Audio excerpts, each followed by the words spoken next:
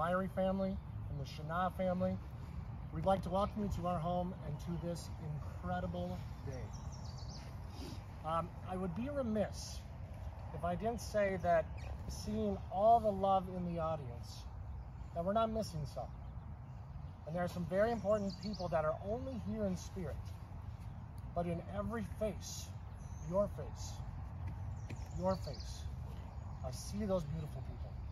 They are here, and they are loving you. Amy Shana, Keith Myri, Ann Pulowski, Carol James, Mahmoud Shana are all here today, loving you and reflecting back in every face that is here for you. The bride and groom have requested a moment of silence to celebrate those that are here in spirit.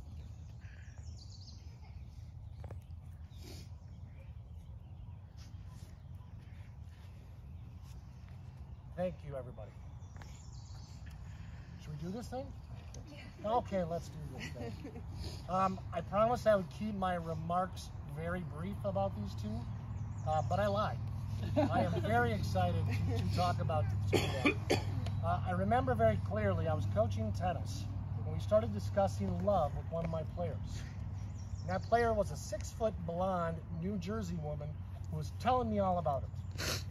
And she said, you can spend your life looking for love, or you can find big love. I asked, what is big love? And she said, big love is not just the romance. It's not just the puppy love. It's not just the fun. Big love is showing up in the hard times. Big love is being together no matter where your path takes you. And so I called Amira when she said, I'm thinking about getting married. I have one job as an uncle, and that is to protect my niece. And I asked her, are you sure you want to do this? Is this the right time? And without pause, she said, I am my best self when I'm with Tanner. I am truly myself. And my uncle Spidey sense went away, and I was really happy. Until I had to meet Tanner. And my uncle Spidey sense went up again, and I was ready to grill him. I was going to just take him apart and make sure he was okay. Until he looked up at me when Amira left the room the first time they came to this house. And with big eyes, he looked at me and he said, I just love that girl so much. Guess my Uncle Spidey sense had to go away. Because I knew right then and there, this moment was meant to be. This moment was destined. And you two are meant to be together for a lifetime.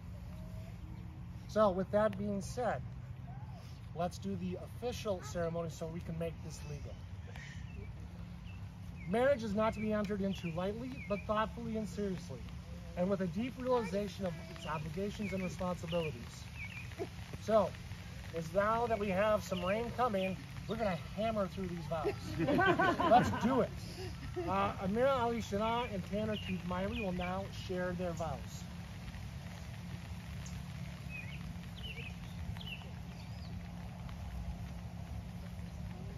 Go ahead, buddy. Amira, you're the one I want to spend the rest of my life with. My best friend, my one true love. To me, it means so much more than any physical feature on your face or body, but the person that you are. You're the first person I want to see every morning and the last at night. I look forward to all the memories we get to create together. I promise to protect you through all life dangers, such as killing all the spiders or bees who threaten your life, and hold your hand whenever you need to get a shot. I promise to love you for who you are, and to be patient whenever life throws us a curveball. I promise to support all your dreams and love you as long as I shall live. Your love gives me hope. Your smile gives me joy. You are my home.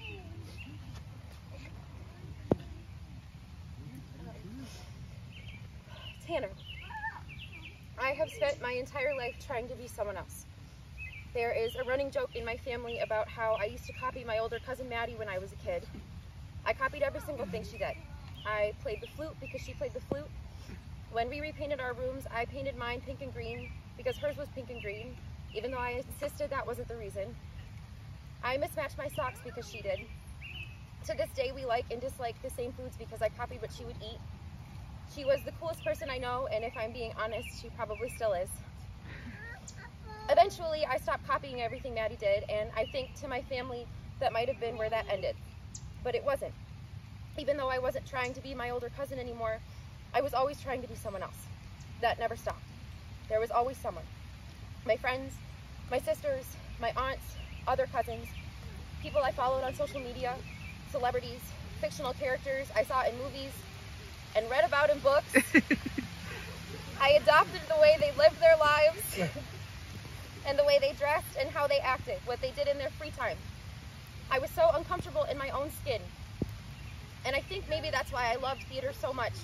I was so comfortable being on stage and committing to becoming a character because I did that all day, every day anyway.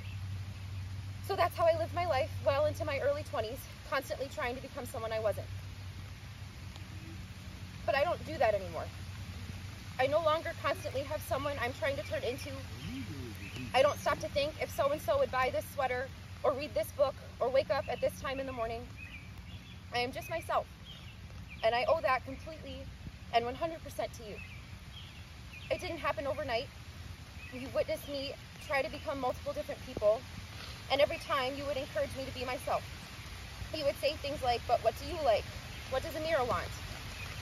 Gradually, I stopped trying to be someone else, and I started to be myself. That is a freedom I have never known. It's a freedom I never thought I would know. And when I remarked on that, on how proud of myself I was, you told me, why would I waste time buying tickets to see someone else when I have front row seats to the best show there is? In loving you, I have learned to love myself. You have given me true inner peace, and that is the greatest gift. You are the greatest gift, and I will spend every day for the rest of my life reminding you of that. Wow. It is no secret that this last year has been a hard one. Through the loss of my mom, and then my grandmother, you are the force that has kept me standing up. I am really bad at asking for help, and really good at saying I'm okay when I'm not. I have done my best to navigate this grief on my own, but when the world would get too heavy and too dark, and it felt like someone was sitting on my chest and I couldn't breathe, I would call you. And you'd stay on the phone with me until I was laughing and breathing, and the world became light enough for me to bear again. Even from 2 hours away, you were always there when I needed you. I have learned many things this last year about myself and about life. One of those things is that when the world gets heavy and dark, you are who I want by my side. Thank you for being my rock. Thank you for being my light at the end of the tunnel. Thank you for never being nervous or anxious when I always seem to be. Thank you for sitting with me every time Taylor Swift puts out a new album and listening to the whole thing.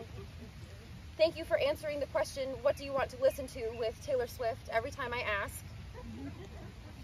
Thank you for peeling every orange and clementine because I hate peeling them. Thank you for only ever asking me to be myself. Thank you for being my biggest fan always, for believing in every hope and dream and goal I have, for making sure I know that you will do whatever you can to make sure I reach those goals. Thank you for being everything I never knew I needed. I see you put everyone else first every single day. I see you work so hard to make sure the people you love are okay and that they have everything they need. And while that selflessness is one of the things I love most about you, I am also excited to be the person that gets to put you first every single day. I'm really going to try to be able to read this. It's helping. You have given me so much. You deserve the world, and I will wake up every day for the rest of my life and try to give it to you. I love you. There you go. Thank you. Oh, absolutely. You can clap for that. That was both beautiful, and I was watching the eyes, and I thought everyone was crying, but they were just getting wet. Yeah. But it was still absolutely lovely. It is now time to do legal vows and to make you legally, in front of everybody here and everything around us, husband and wife. Amira, repeat after me. Do you, Amira Ali Shana, take this man Tanner, I'm sorry, don't repeat after me yet. Okay. Do you, Amira Ali Shana, take this man Tanner Keith Myrie to be your lawfully wedded partner, to have and to hold, in sickness and in health, in good times and woe, for richer or poorer, keeping yourself unto him for as long as you both shall live? I do. Good work. Thank you. Do you, Tanner Keith Miley, take this woman, Amira Ali Shana, to be your lawfully wedded partner, to have and to hold in sickness and in health, in good times and woe, for richer or poorer, keeping yourself unto her for as long as you both shall live? I do.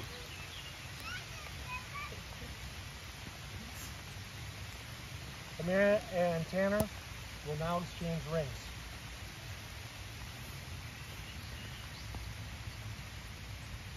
Amira and Tanner have chosen rings to exchange with each other as a symbol of their unending love. Tanner, repeat after me. Amira, as you place this ring on Tanner's finger, please repeat after me. With this ring, I thee wed, and pledge you my love now and forever. now and forever. Great. Okay. Tanner, as you place this ring on Amira's finger, please repeat after me. With this ring, I thee wed, With this ring, I thee wed. and pledge you my love Pledge now my love and forever. now and forever. By the authority vested in me by American Marriage Ministries and the state of Minnesota, I now pronounce you husband and wife. You two can officially kiss. Woo!